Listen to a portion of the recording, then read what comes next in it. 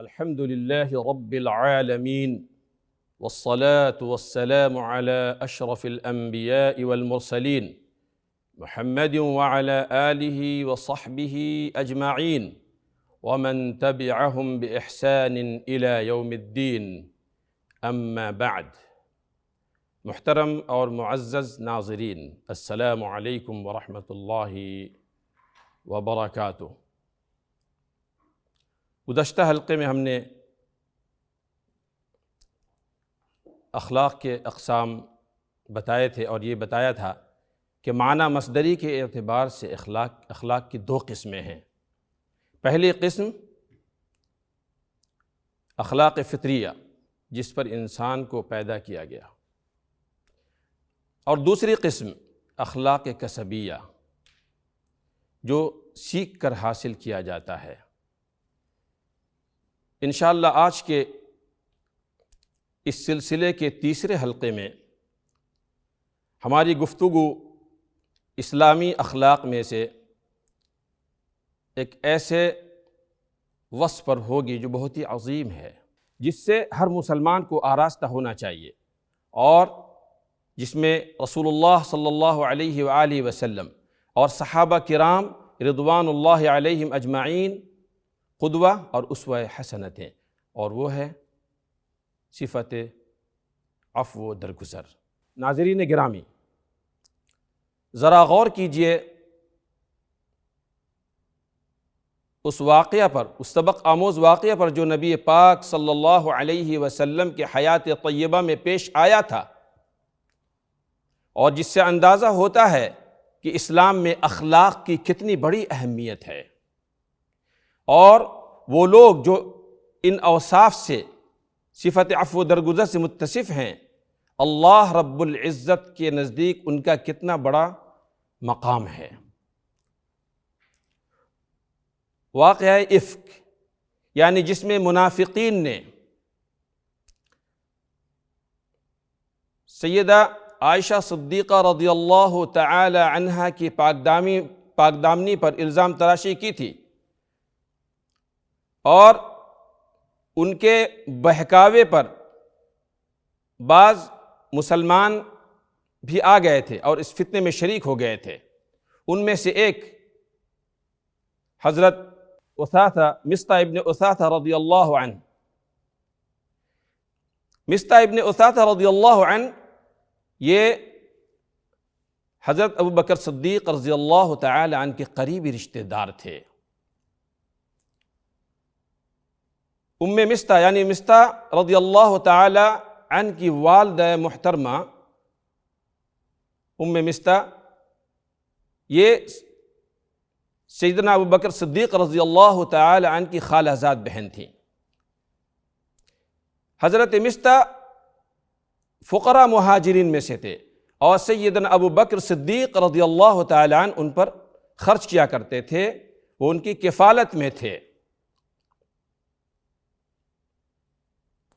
غور کیجئے کہ اگر حضرت ابوبکر صدیق رضی اللہ تعالی عنہ کی جگہ پہ ہم لوگ ہوتے تو ہمارا کیا رد عمل ہوتا، ہم کیا کرتے؟ اس واقعے کے اندر دو عظیم شخصیات ہیں، ایک حضور اکرم صلی اللہ علیہ وسلم کی ذات اقدس، اور دوسرے سیدنا ابوبکر صدیق رضی اللہ تعالی عنہ۔ جب اللہ رب العزت نے ساتویں آسمان سے وحی نازل فرمائی سیدہ عائشہ صدیقہ رضی اللہ تعالی عنہ کی پاکدامنی پر، تو حضرت ابوبکر صدیق رضی اللہ تعالی عنہ نے قسم کھا لی کہ اب مصطح کی کفالت نہیں کروں گا، انہیں کچھ بھی نہ دوں گا۔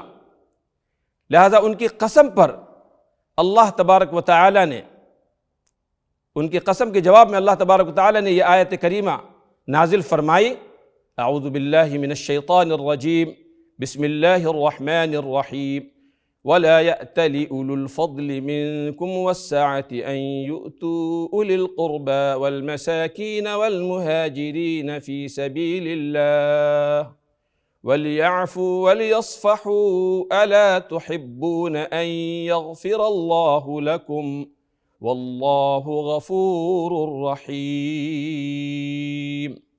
اور تم میں سے جو صاحب فضل اور صاحب مقدرت ہیں وہ اس بات پر قسم نہ کھا بیٹھیں کہ اپنے رشتہ دار، مساکین اور مہاجرین فی سبیل اللہ لوگوں کی مدد نہ کریں گے، انہیں معاف کر دینا چاہیے، درگزر کرنا چاہیے۔ کیا تم نہیں چاہتے کہ اللہ تبارک و تعالی تمہیں معاف کر دے؟ اور اللہ رب العزت کی شان یہ ہے کہ وہ غفور الرحیم ہے، بہت زیادہ معاف کرنے والا ہے، بہت زیادہ رحم فرمانے والا ہے۔ یہ آیت کریمہ جب نازل ہوئی اور سیدنا ابو بکر صدیق رضی اللہ تعالی عنہ نے سنا تو آپ نے فوراً کہا بلا واللہ انی لأحب ان یغفر اللہ لی، اللہ کی قسم میں تو چاہتا ہوں کہ اللہ تبارک و تعالی میری خطا معاف فرما دے۔ اور انہوں نے پھر حضرت مصطح رضی اللہ تعالی عنہ کو خرچہ دینا شروع کیا، اپنے کفالت میں لیا، اور انہوں نے کہا کہ اب کبھی بھی ان سے اب خرچہ نہیں روکوں گا۔ معزز ناظرین، غور کرنے کا مقام ہے کہ حضرت مصطح سے جو اتنی بڑی گستاخی سیدہ عائشہ صدیقہ رضی اللہ تعالی عنہ کی شان میں ہوئی، پھر بھی اللہ رب العزت حضرت ابو بکر صدیق رضی اللہ تعالی عنہ کو یہ فرما رہے ہیں کہ انہیں معاف کر دے، اور یہیں پر سلسلہ ختم نہیں اب، بلکہ فرمایا کہ اگر معاف کریں گے تو ان کے بدلے میں اللہ بھی آپ کو معاف کر دے گا۔ معزز ناظرین، ہم نے ان اخلاقی اوصاف میں سے دو صفت کا ذکر کیا، العفو والصفح۔ کیا یہ دونوں کے معنی ایک ہیں یا الگ الگ ہیں؟ یقیناً دونوں میں فرق ہے۔ تو آئیے علماء کرام، حضرات علماء کرام نے کس طریقے سے ان دونوں کے درمیان فرق واضح کیا ہے۔ امام راغب اصفہانی رحمۃ اللہ علیہ الصف کی تعریف اس طرح کرتے ہیں کہ الصف کے معنی ترک التثریب، یعنی اعراض کرنا، درگزر کرنا، یعنی لوگ معاف کرتے ہیں لیکن دل کے اندر کوئی نہ کوئی اثر باقی رہتا ہے، تو اس کو بھی ختم کر دینا۔ دوسری تعریف امام بیضاوی رحمۃ اللہ علیہ نے کی، انہوں نے کہا العفو ترک عقوبت المذنب، مجرم کو معاف کر دینا، بغیر سزا دیے ہوئے مجرم کو معاف کر دینا، والصفح ترک لومہ، اور انہوں نے یہ دلیل پیش کیا فاعفوا واصفحوا۔ تو یہ العفو والصفح ہمیں یہ اعلیٰ سے اعلیٰ اخلاق کی یہ تعلیم، اعلیٰ سے اعلیٰ اخلاق کی تعلیم دے رہا ہے۔ یہ قرآن کی جو آیت ہے العفو والصفح فاعفوا واصفحوا، یہ ہمیں اعلیٰ سے اعلیٰ اخلاق کی تعلیم دے رہی ہے۔ معزز ناظرین، غور کرنے کا مقام ہے کہ اللہ تبارک و تعالی نے سیدنا ابو بکر صدیق رضی اللہ تعالی عنہ کو صرف یہ نہیں کہا کہ آپ معاف کر دیجئے، بلکہ کہا فاعفوا واصفحوا، کہ معاف کر دیجئے، اور واصفحوا یعنی آپ کے دل میں ذرہ برابر ان کے خلاف کوئی جذبہ بھی باقی نہ رہے، کوئی اثر بھی باقی نہ رہے۔ اللہ اکبر۔ تو یقیناً عفو و درگزر یہ اعلیٰ اخلاق ہے۔ ہر مسلمان کو چاہیے کہ اس اعلیٰ صفت سے متصف ہو۔ ہم اس کے چند اثرات بتاتے ہیں۔ اس کا اثر صرف فرد یا گھرانے پر نہیں ہے، بلکہ اس کا اثر پورے معاشرے پر پڑتا ہے، اچھا اثر پورے معاشرے پر پڑتا ہے۔ نمبر 1، عفو و درگزر جس معاشرے میں ہوتا ہے اس میں آپس میں محبت پیدا ہوتی ہے۔ کیوں کہ اکثر جو تعلقات خراب ہوتے ہیں وہ طعن و تشنیع کی وجہ سے، اور یہ ہر معاشرے میں کسی نہ کسی حد تک موجود ہے، تو ہمیں اعلیٰ اخلاق کی تعلیم دی جا رہی ہے کہ اس صفت عفو کو ہم عام کر دیں۔ نمبر 2، عفو و درگزر حصول رضا الہی کا سبب بنتا ہے۔ اللہ تبارک و تعالیٰ کی صفت عفو ہے، عفو کریم۔ عفو اللہ تبارک و تعالیٰ کی صفت ہے۔ اللہ تبارک و تعالیٰ عفو کو پسند کرتے ہیں، اور جن کے اندر یہ صفت پائی جاتی ہے اللہ تبارک و تعالیٰ انہیں بھی معاف کرتے ہیں۔ نمبر 3، عفو و درگزر تقویٰ کا سبب ہے، اس سے تقویٰ پیدا ہوتا ہے۔ اللہ تبارک و تعالیٰ نے فرمایا وَأَن تَعْفُوا أَقْرَبُ لِلتَّقْوَى وَلَا تَنْسَوُا الْفَضْلَ بَيْنَكُمْ،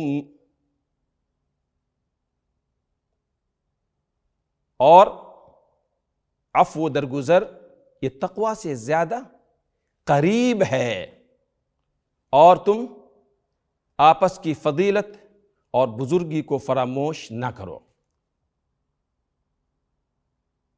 عفو و درگزر متقی لوگوں کے اوصاف میں سے ایک صفت ہے۔ اللہ تبارک و تعالیٰ نے ارشاد فرمایا اعوذ باللہ من الشیطان الرجیم بسم اللہ الرحمن الرحیم وسارعوا الى مغفرة من ربكم وجنة عرضها السماوات والأرض أعدت للمتقين الذين ينفقون في السراء والضراء والكاظمين الغيظ والعافين عن الناس والله يحب المحسنين۔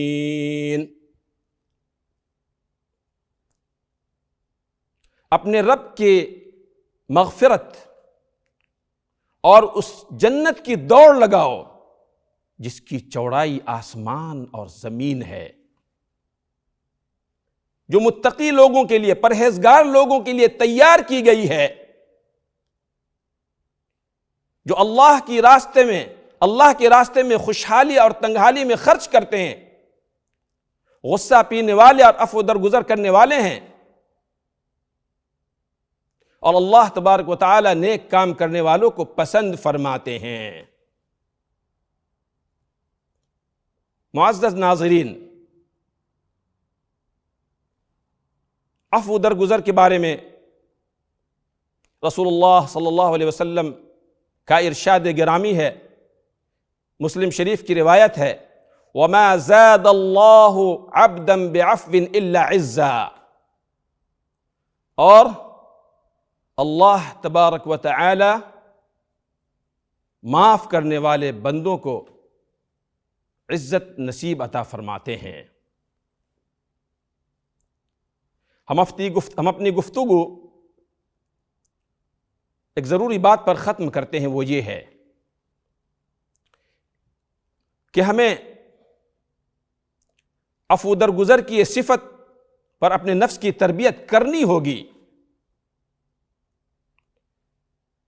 ہمیں اپنے گھر والوں کے ساتھ، بھائی بہنوں کے ساتھ، رشتہ داروں کے ساتھ یہ صفت کو عام کرنا ہوگا، دوستوں احباب کے ساتھ،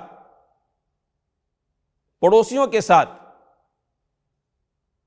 کتنا پیارا ہے دین، کتنا پیارا ہے یہ دین، کتنا خوبصورت ہے یہ اخلاق، کتنی پاکیزہ ہے یہ زندگی اگر ہمارے اندر صفت عفو پیدا ہو جائے۔ معزز ناظرین، میں یہیں پر آج کے اس تیسرے حلقے کو ختم کرتا ہوں۔ اگلے حلقے میں انشاءاللہ